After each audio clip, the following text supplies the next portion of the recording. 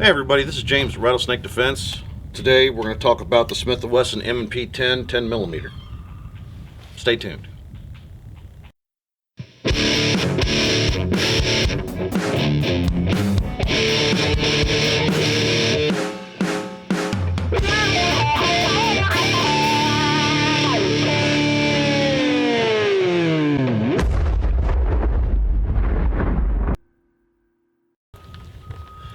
Alright, so full disclosure right out of the gate, I am a certified Smith & Wesson M&P armorer.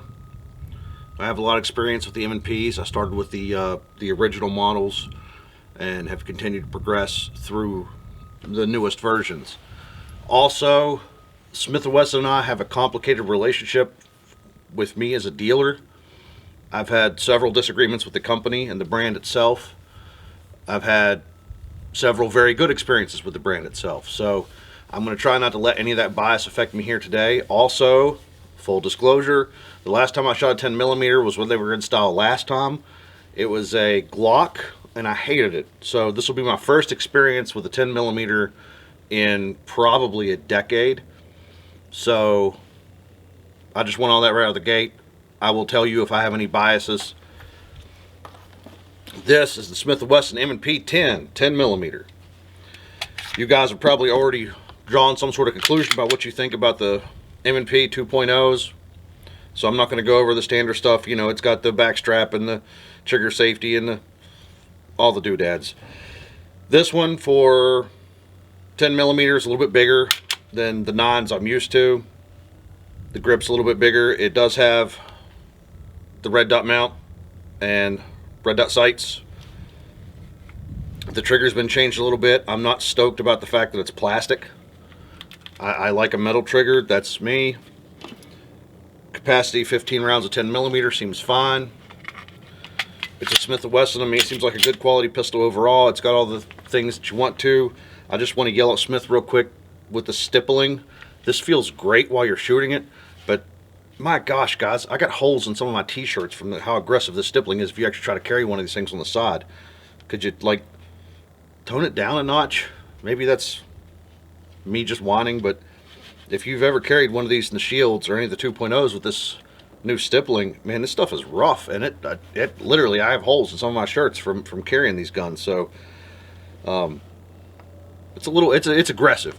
Like I said, it's like a sports car. You know, it feels great while you're using it, but if you go out to the farm or something, you got one of these things on your side, it's gonna eat your shirt alive. But you guys didn't come here to listen to me ramble. Let's get some rounds and let's see if this thing performs. All right, so I forgot to mention, this is the compact model, if I didn't say that before. If you want to call this thing a compact, it's still the size of a full-size handgun normally, but this size difference between the compact and the full size was actually not that much, so this just felt a little better in my hand. I thought I would go with this one.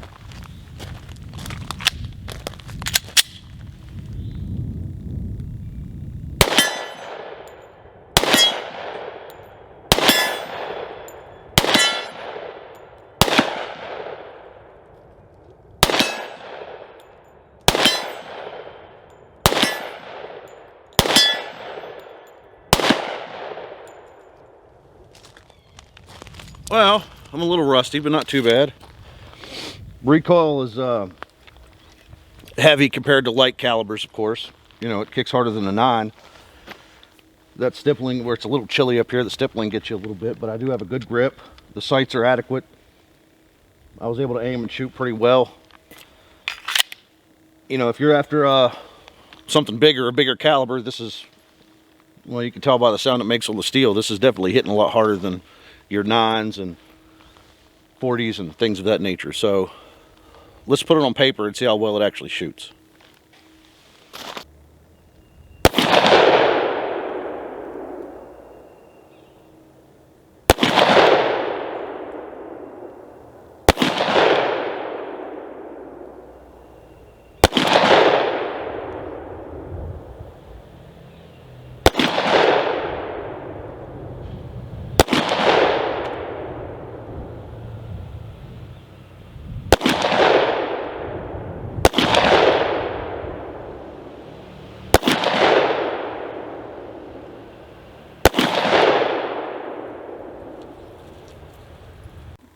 All right, that group actually did really well.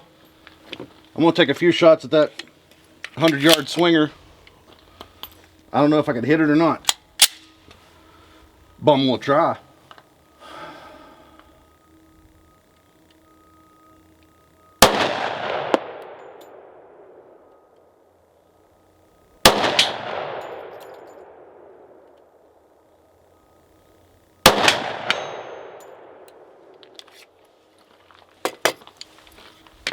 I couldn't see where those hit. I'll have to review the footage, but I feel like it was kind of close.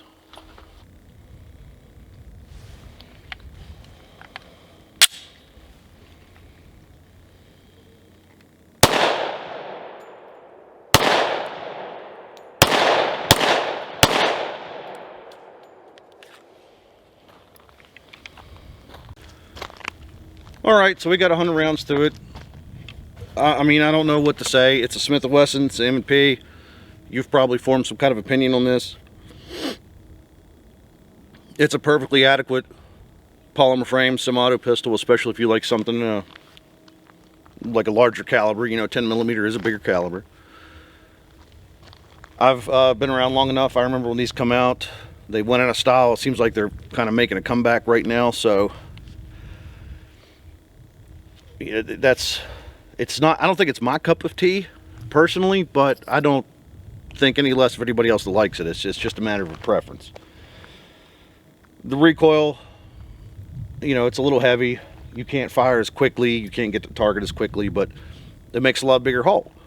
So, you know, that's that whole 45 versus 9mm debate that rages on in every gun store forever. With capacity, or do you want a bigger bullet? Well, preferably both. And this does kind of split the difference between the two. You have a 15 round magazine that holds 15 pretty large bullets, which more than capable of stopping not only people but larger game as well.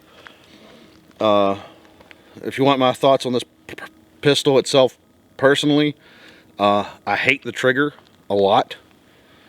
It's inconsistent, it's a little unpredictable, it's creep, it's got a lot of pull. I don't like it.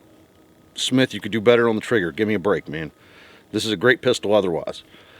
Like I said, the stippling's a little aggressive for me. That's a matter of preference. I'm sure people would disagree with me on that, and that's fine. Okay, you guys are, everybody has their own opinion. I'm just telling you mine. But if this is your thing, if you like this kind of gun, you're not going to be disappointed with this. The performance is very good, especially for what you pay for it. You know, I know there's a lot more expensive 10mm out there. You know, I don't know what to tell you. If you like a 10mm and a double stack, larger frame pistol, like I said, this is supposed to be the compact.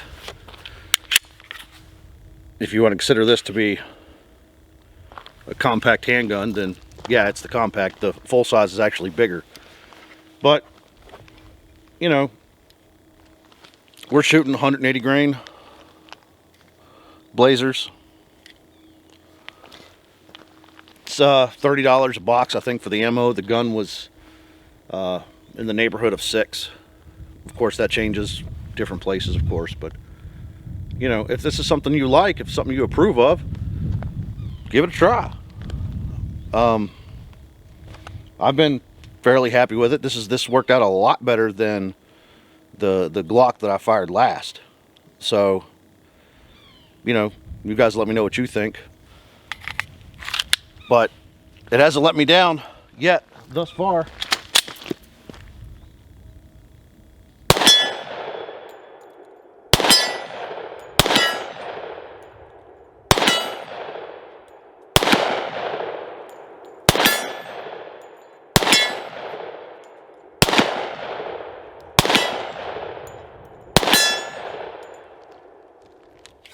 And you can tell by the sound it makes when it hits those swingers that it's packing a punch. So, knock a crap out of something. Ladies and gentlemen, the Smith & Wesson 10mm. Let me know what you think. Thank you for watching.